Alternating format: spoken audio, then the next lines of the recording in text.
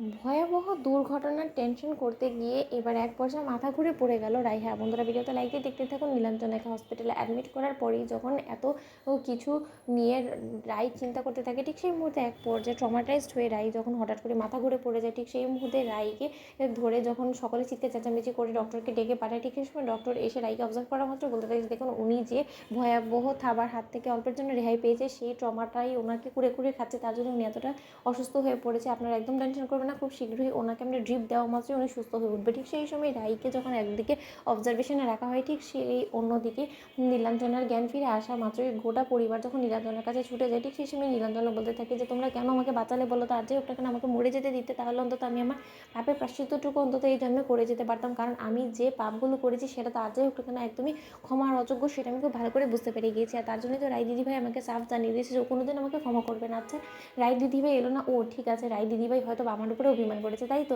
সেটা হওয়াটাই তো স্বাভাবিক। রাই দিদিভাই হয়তো বা কোনোদিনও আমার মুখ দেখবে না, তাই না? ঠিক সেই সময় স্রোত বলতে থাকে যে আজকে তোর জন্য রাই দিদিভাই টেনশন করতে করতে এক পর্যায়ে অচেতন অবস্থায় হসপিটালে মাথা ঘুরে পড়ে গিয়েছে, এবং সে আরেক রুমে আরেক বেডে সে অচেতন অবস্থায় পড়েছে। তাতেও তোর মন ভরলো না? তুই কী চাষটা কি বলতো, যে গোটা পরিবার তোর তোর করতে করতে শেষ হয়ে যাক, আমাদের গোটা পরিবারটা একবারে শেষ হয়ে গেলে তাহলে তো তুই অন্তত শান্তি পাবি, তাই না রে মেজদিভাই? ঠিক সেই সময়ে রাইয়ের এই কথা শোনা মাত্র নীলাঞ্জনা বলতে থাকে যে ডক্টর কী হয়েছে বলুন না, আমার রাই দিদিভাইয়ের কী হয়েছে? ঠিক সেই সময় অনির্বাণ বলতে থাকে যে থাক নীলু, তুমি আর ওসব জেনে কী বা করবে বলো তো। অন্যদিকে রাইয়ের জ্ঞান ফিরে আসা মাত্র উত্তেজিত হয়ে রাই যখন উঠে পড়ে, ঠিক সেই সময় নার্স বলতে থাকে যে দেখুন ম্যাডাম, আপনি এতটা উত্তেজিত হবেন না, সেটা আপনার শরীরের পক্ষে মোটেও ঠিক না।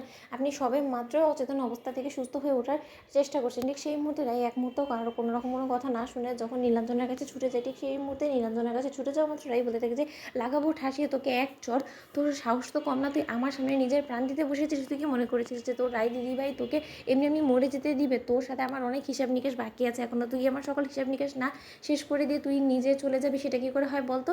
রাই দিদিভাই বেঁচে থাকতে তোর কিচ্ছু হবে না, আমি তোকে বলছি, তোকে কেউ শাস্তি দিতে পারবে না, তুই নির্ঘাত নিজের শাস্তির হাত থেকে বাঁচার জন্য এই পথ অবলম্বন করছিস, তাই তো? ঠিক সেই সময় নীলু বলে থাকে দিদিভাই তুমি আমাকে ক্ষমা করে দে, দিদিভাই দোহাই তোর, তুই আমাকে ক্ষমা না করলে আমি কোনোদিনও সুস্থ হয়ে উঠতে পারবো না, আমি তোকে বলে দিচ্ছি এরপর থেকে আমি এরকম অপকর্মের সাথে নিজেকে কোনো মতে জড়াবো না।